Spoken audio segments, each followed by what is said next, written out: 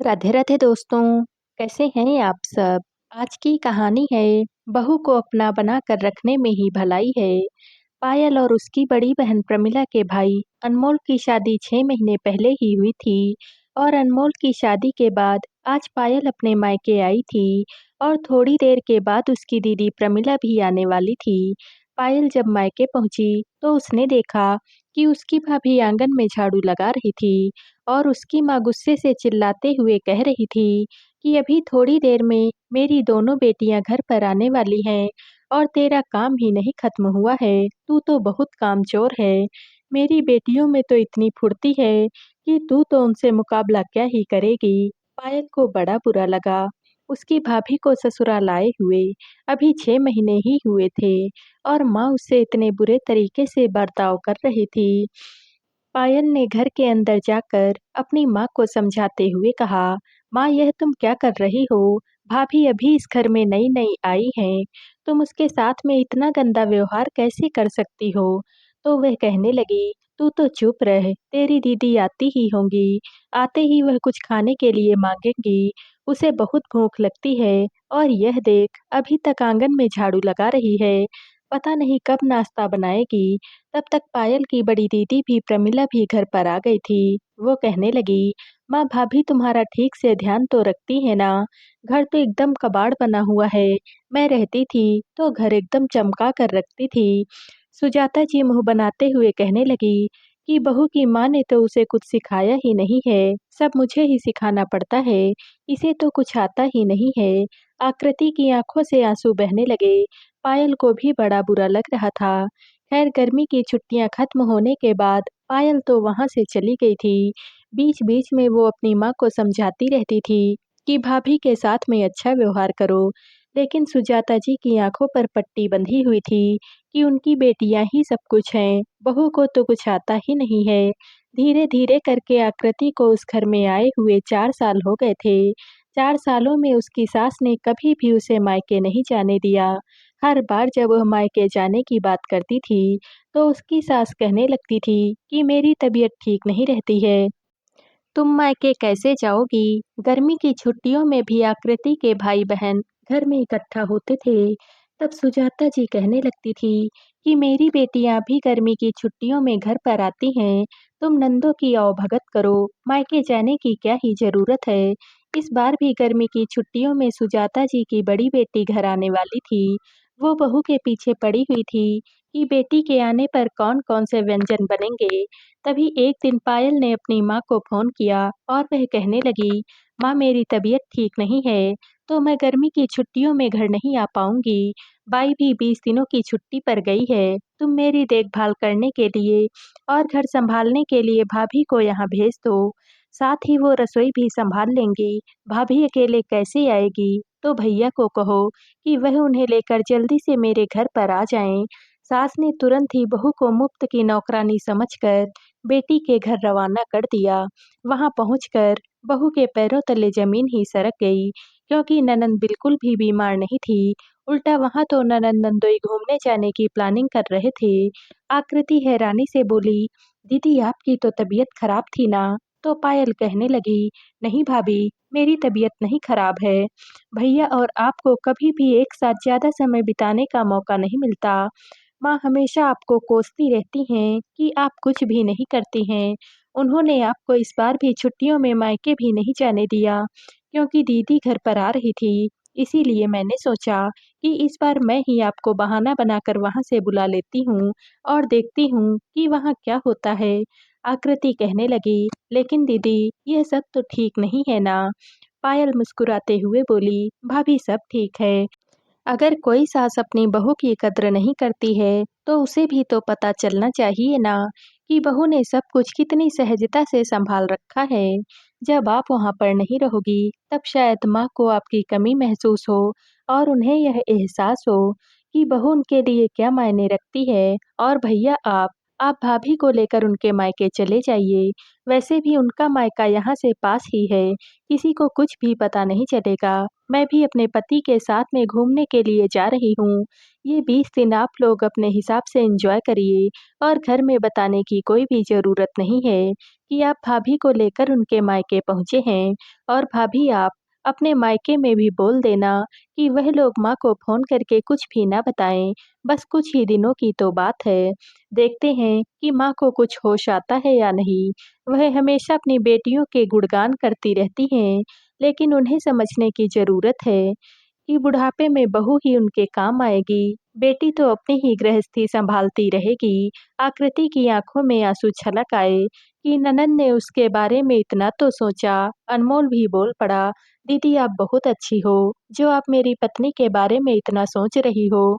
माँ के सामने मैं कुछ बोलता हूँ तो वह तो मुझे ही सुनाने लगती हैं कि मैं बुढ़ापे में उनका क्या ही ध्यान रखूँगा। मेरा ध्यान तो अपनी पत्नी में ही अटका हुआ है। इस पर पायल और उसके पति ने अनमोल को भी समझाया। हाँ, बात तो तुम ठीक कह रहे हो, लेकिन एक बात हमेशा याद रखना, आकृति को ब्याह कर, अपनी पत्नी बनाकर तुम उसे अपने घर में लेकर आए हो, तो उसके सम्मान की ज़िम्मेदारी भी तुम्हारी है और उसके हक की ज़िम्मेदारी भी तुम्हारी ही है। तो गलत बातों पर तुम्हें अपने माता-पिता के खिलाफ अपनी पत्नी के लिए आवाज़ उठानी ही पड़ेगी, वरना समय के साथ-साथ रिश्ते हमेशा-हमेशा के लिए समाप्त होने लगते हैं और शायद यह सब कुछ सहते-सहते आकृति एक दिन हमेशा के लिए तुम्हारे माँ-बाप से अपने रिश्ते तोड़ ले और उनकी सेवा करने को भी ना तैयार हो, तब तुम्हें और भी ज़्यादा दुःख होगा। इससे अच्छा समय रहते अपनी ज़बान खोलो और घर में माँ-बाप और पत्नी के बीच सामंजस्य को बनाकर रखो और जो भी गलत हो, उसे उसी वक़्त उसकी गलती का एहसास दिलाओ। कलह के डर से चुप रहोगे, तो अपने ही घर को टूटता हुआ जल्दी ही देखोगे, क्योंकि यह पुरुष की ज़िम्मेदारी होती है कि वह अपनी पत्नी और अपने माँ-बाप दोनों के सम्मान का ख़याल रखे। अनमोल भी बहुत ध्यान से अपने दीदी और जीजाजी की बातें सुन रहा था और सोच रहा था कि अब वह उनकी बातों पर अमल किया करेगा। खैर, ननंद की योजना के अनुसार आकृति अपने मायके चली गई। सब लोग उससे मिलकर बड़े खुश हुए। आज 4 सालों के बाद उसे मायके आने का मौका मिला था। अनमोल भी इस बार अपने ससुराल में रह रहा था। उसे भी बड़ा अच्छा लग रहा था। इधर सुजाता जी अकेले परेशान हो रही थी। बड़ी बेटी अपने बच्चों के साथ चली तो आई थी, लेकिन वह रसोई के कामों में मदद बिल्कुल भी नहीं कर रही थी। इधर उनके घुटनों के दर्द ने उन्हें परेशान करके रखा था।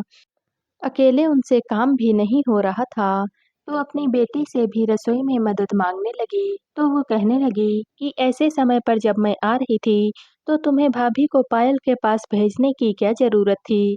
तब सुजाता जी कहने लगी कि बहू तुम्हारी सेवा में हर बार लगी रहती थी। इस बार पायल की तबीयत ठीक नहीं थी, वह यहाँ नहीं आ पा रही थी, इसलिए मैंने उसे उसकी देखभाल करने के लिए भेज दिया। तुम तो घर की बड़ी बेटी हो, क्या घर सँभालने में कुछ दिनों तक मेरी मदद नहीं कर सकती हो? तुम्हारी बहन को अभी आकृति की ज़्यादा ज़रूरत थी, तो मैं क्या ही करती? प्रमिला को बहुत बुरा लग रहा था। 1-2 दिन तो उसने किसी तरह से रसोई में मदद की, फिर वह कहने लगी, माँ हम गोवा घूमने जाने वाले थे, तो बीच में तुमसे 2-4 दिन के लिए मिलने के लिए भी चली आई थी। अब मैं जाती हूँ, तुम जितनी जल्दी हो सके भाभी को बुला लेना। अकेले कब तक यह सब कुछ सँभालोगी? इतना कहकर वह वहाँ से अपने बच्चों के साथ में चली गई। सुजाता जी तो अवाक-सी रह गई। वह सोचने लगी कि जब बहू घर पर रहती थी, तो बेटियों के आने पर मैं दिन-रात उससे उसकी आवभगत करवाती थी। इस बार बहू घर पर नहीं थी, तो बेटी कितनी जल्दी यहाँ से चली गई। उसे यह भी नहीं दिखा कि मेरी माँ तकलीफ़ में है, अकेले कैसे बनाएगी, खाएगी। वह उदास मन से आकर अपने पति के पास में बैठ गई, तो रविशंकर जी ने भी मौका देखकर कह दिया कि क्या हुआ? बेटी तुम्हारी देखभाल करने के लिए रुकी नहीं, उसे तुम्हारी सेहत से ज़्यादा अपने घूमने-फिरने की पड़ी है। बहू को तो तुमने 4 सालों से मायके नहीं जाने दिया है कि तुम्हारे पीछे घर कौन सँभालेगा? बेटी को तुम 4 दिन और नहीं रोक पाई। सुजाता जी क्या ही बोलती, उनकी तो बोलती ही बंद हो गई थी। वह काफ़ी दुखी थी कि बेटी ने उनके दर्द को क्यों नहीं समझा। जबकि वह तो बेटी के आने पर हर बार पूरा घर सर पर उठा लेती थी और बहू को 1 मिनट की फुर्सत भी नहीं लेने देती थी। बेटी को 1 गिलास पानी भी चाहिए होता था, तो वह बहू को ही आवाज़ लगाती थी। लेकिन आज वही बेटी उन्हें तकलीफ में देखकर भी छोड़कर भाग गई थी। अब उन्हें एहसास हो रहा था कि बहू दिन-रात उनकी सेवा में एक पैर पर खड़ी रहती है, फिर भी वह उसकी कद्र नहीं करती हैं। रविशंकर जी गहरी आवाज़ में बोले कि अभी तो कुछ भी नहीं बिगड़ा है, लेकिन धीरे-धीरे तुम्हारी हालत और भी खराब होगी। अगर बहू से ऐसे ही कड़वा रिश्ता बनाकर रखोगी, तो हो सकता है कि बहू भी तुम्हारी सेवा करने से इनकार कर दे। तब तुम फिर क्या करोगी? यह बेटियाँ तो अपने घर गृहस्थी में रम गई हैं, छुट्टियों में आती हैं, लेकिन हमेशा तो तुम्हें बहू के साथ में ही रहना है। फिर भी तुम बहू के साथ में कितना खराब व्यवहार करती हो। सुजाता जी अब अकेले चूल्हा-चौका सँभाल रही थी। तब उन्हें समझ में आ रहा था कि बहू कितना सारा काम अकेले सँभालती हैं। ऊपर से उनकी गालियाँ भी सुनती हैं, फिर भी मुँह से उफ़ तक नहीं करती हैं। ऐसी स्थिति में वह रहती तो कब का ससुराल छोड़कर भाग गई होती। बेटा भी तो पत्नी की तकलीफ़ को देखते हुए भी उन्हें कुछ भी नहीं कहता है।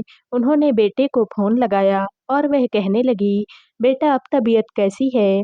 अगर वह अच्छा महसूस कर रही हैं, तो तुम लोग घर वापस चले आओ। मुझे अकेले अच्छा नहीं लग रहा है।" सास का फ़ोन आते ही आकृति विचलित होने लगी और वह कहने लगी कि मम्मी जी की तबीयत वैसे ही खराब रहती है, अकेले ही उन्हें सब कुछ सँभालना पड़ रहा है। उसने अपने पति से कहा कि 10 दिन तो हो ही चुके हैं, हम घर वापस चलते हैं। मैं सबसे मिल ली और मुझे क्या ही चाहिए। अनमोल खुशी से खिल उठा कि उसकी पत्नी को माँ की कितनी चिंता है। वह उसी दिन घर वापस लौट आया। 10 दिनों में माँ का चेहरा उतर गया था।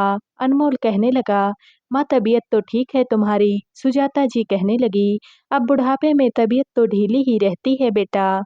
लेकिन तुम लोग आ गए, अब मुझे अच्छा लग रहा है।" बहू रसोई की ओर जाने लगी तो सुजाता जी कहने लगी, "बहू अभी तो तुम थकी हुई घर पर आई हुई हो, रुको मैं तुम्हारे लिए चाय नाश्ता लेकर आती हूँ।"